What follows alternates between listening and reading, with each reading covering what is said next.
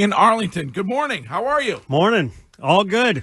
Little challenge getting here, but that's all right. Oh, yeah. Did Ken not tell you about the road construction and everything being shut down? No, that's okay. Yeah. You know, unfortunately, my chopper was not available today for me to just kind of drop in. Well, they're redoing the whole thing over here, and they're doing a fine job on it, but it's inconvenient. So I'm glad you finally made it in. And, I mean, interesting week for the Bruins. I was there Saturday. I think I brought them good luck. No Hillman jinx. They beat a really good hockey team, and then you go to Edmonton, all of you, and you are atrocious, and you get blown out, and then you come back and beat the Islanders. So what is this team from your perspective now here? I think we're still trying to find that out. The sample size is getting a little bit bigger, so now they've played 12 games. And if you look across the 12 games, you mentioned the game in Ottawa.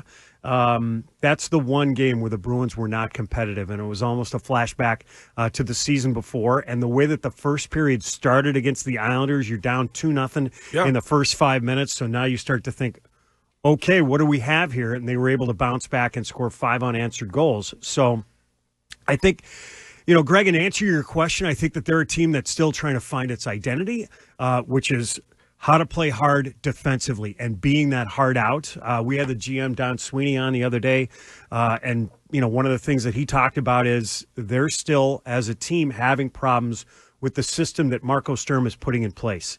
And at this point, I think he feels like the onus is on the players, both individually and collectively, to be able to pick that up. So let's see how they respond.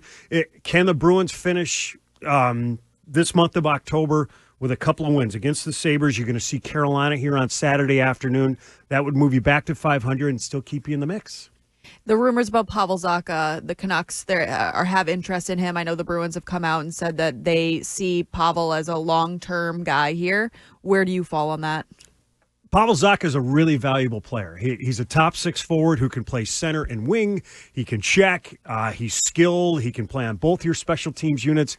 He's going to generate a lot of attention around the National Hockey League and provide a lot of value. I think the team that, Elliot Friedman is one of the most respected guys in our business, and the name that he connected it to was the Vancouver Canucks, and apparently these conversations have been taking place since last summer. Listen, most of these general managers, they're talking about all sorts of players with all sorts of teams. Jimmy Rutherford, just as a sidebar, he's been around for a long time, Hall of Fame general manager in the National Hockey League. He's typically a guy that likes to strike fast rather than just before the trade deadline. So I'm sure that there have been some conversations about Pavel Zacha, but he's a really valuable piece for the Bruins. And if you want to be a competitive team in the East, you probably got to hold on to him. When you say, they are not getting Marco's system, what are they, I don't get, what are they not figuring out with it? What is it that they're not able to get what he wants them to do? Well, I think the word that Donnie Sweeney brought up was overcompensation, and maybe you've seen this when you were playing in the NFL, that I think that too often there would be one mistake and then it gets compounded by 2 more mistakes, and then everybody's out of position. Had a conversation with Morgan Geekie before the game in Ottawa, and he said, if you look at the film, and this was before the Colorado game, if you look at the video, part of the problem is we will leave good ice, the front of the net, protecting the house, to go check the bad ice. And there are too many people who are trying, I think, to cover up for mistakes that maybe one other guy would make, and then it just starts to compound itself. So that's the issue. That's what they're trying to nail down. Because I think, from watching it, so that's the thing that I've noticed in some of these games is there's a lot of guys free in front of the net, and, there's nobody. Before we used to talk about defensemen clearing those guys out from front of the net, but it seems like there's a lot of guys in front of Swayman or even Korpisalo, and we tend to be like, well, why didn't the goalie make that stop? Well, if there's nobody trying to clear a guy out in front, I feel like you're seeing a lot of screen goals. Well, I think, the problem is if you look across the first 12 games, and I don't have the analytics in front of me, that so there's the stat is high danger chances. And the Bruins, depending on who you look at and when, they're near the top of that.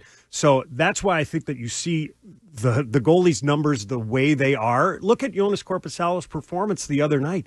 Number one star, he had to be. They were giving up some wide open chances. Yes, they rallied from 2 down in order to win, but those are the chances that you have to cut down. If he was on that breakaway, like back-to-back shots on, stop the shot and stop the rebound.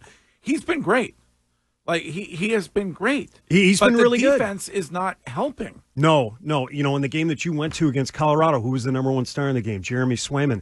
I think that that's part of the issue here early on. Listen, the goalies have done their part, but I think that the issues are not in net. They're in front of what's happening in net. Your goalie can't be the number one star every single night. So hopefully they're able to start to pick that up and get a little bit of traction with their system. Go back to the game that you mentioned against the Colorado Avalanche. Avs opened the scoring, 1-0. And now you're thinking, uh-oh. And the first 14 minutes of that game, they were dominant. The Bruins had an awfully hard time. Even when they got the puck, they couldn't do anything with it, going tape to tape to break out of their own zone. That's another problem that we should probably get to. But I think for the Bruins, if they can start to tighten up a little bit more defensively, they'll have the puck more. If they can break out more, they're going to spend less time in their own zone, stay out of the box. They're taking still too many penalties. I think it'll help this team. Is Charlie McAvoy the guy? I do. Like you think he is? You're paying him $9.5 million or whatever you're paying him. Is he the guy? I do. I think that the challenge is a little bit different for him this year, and this is another thing that Brick and I had a chance to talk with Donnie Sweeney about. So it's a different challenge here. We've talked about the leadership with this team. So now you have guys in David Pastrnak, Charlie McAvoy, some of the other guys that you've signed long-term, Jeremy Swayman. Now you're asking these guys to lead from the front where maybe they haven't had to do that as much in the past, and they have to make sure that they're on top of their game. And that's a balancing act. But going back to what you said about Marco Sturm and them not just being able to grasp, I guess, his game plan for them yet, isn't that more on the players, though? Like, don't you need a player in that dressing room to stand up and be that leader? Like, I think Patrice Bergeron was that for so long, and whether it was Bruce Cassidy or other coaches said they didn't really have to do a lot of the coaching because Patrice would handle it. No, the one caveat I will add to that, though, Courtney, is, and this is where Marco Sturm said I need to be a little bit more patient, that a lot of these guys, whether it's Charlie McAvoy, David Pastrnak, two leaders in that room, we're playing a different system. These guys have never seen another system. And it's not that dramatically different from what the Bruins had played in the past. So very simply, from the top of the circles to the blue line, man on man. From the top of the circles down, layered system, exactly the way that the Bruins had played in the past. There is some nuance to it, and they're having a hard time picking it up. And I think for some of these guys who've never played anything different, it's taken a couple of games. Judd, has there been, in the conversations you had with Don Sweeney, is there any sort of regret for how he may have misread the market with Marchand? I've never had that conversation with him.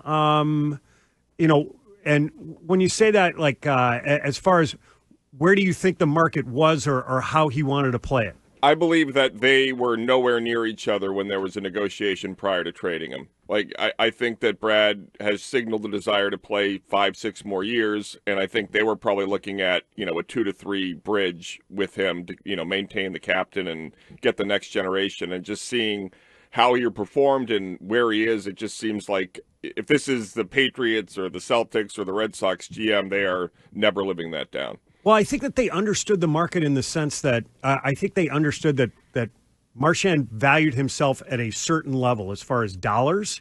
I think they got to the years, but it's the dollars they just couldn't come to an agreement on. So do you think that Sweeney was surprised by how he performed with the Panthers? No, I don't believe that at all. I think if there's one guy that Donnie Sweeney understands how good he is and how valuable he is, it's a guy in Brad Marchand.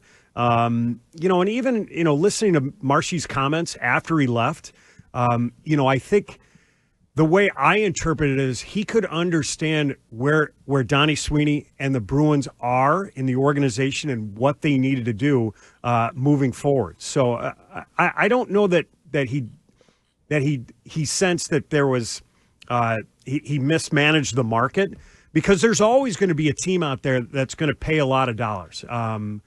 Like for a guy like Brad Well, that Marchand, team just happens to win cup after cup after cup, by the way. well, let's take the Utah Mammoth, since we were out there earlier this season. I think that they were a team that definitely wanted to spend the money to bring a guy like Brad Marchand in. Would Brad Marchand go to the Utah Mammoth, for the position that the organization is in? Well, no, Scheim not necessarily. Scheim loves their mascot.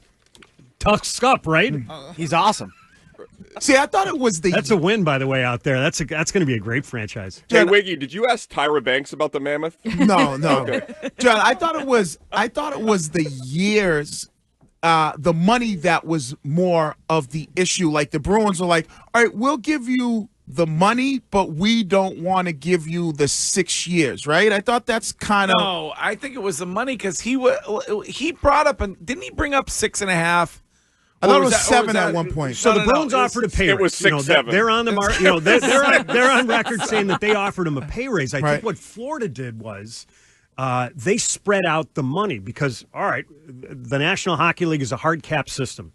You have to be able to manage your team under the cap. There are certain dates where you have to be compliant under the cap. And now, far down the road in the playoffs, it's different. There will be a salary cap in the playoffs with the new collective bargaining agreement. So you can't go over and above and beyond the way some teams have done in the past, whether it's Patrick Kane or Nikita Kucherov, who were on IR, came off and played. So it's a little bit harder for these general managers. So let's say you had a player make, across a 3-year term paying $10 million. All right, well, it's a hard cap. That's going to impact what your roster is going to look like versus a guy who might be making 3 at 7.